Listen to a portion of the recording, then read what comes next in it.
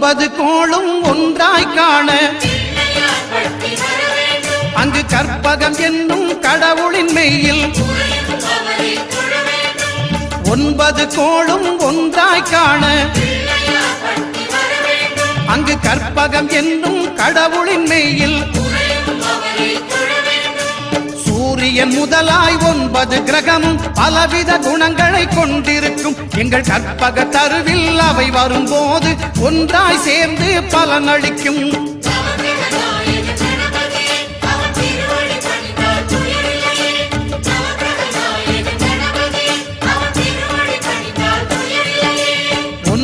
கோளும் ஒன்றாய் காண அங்கு கற்பகம் என்னும் கடவுளின் மெய்யில்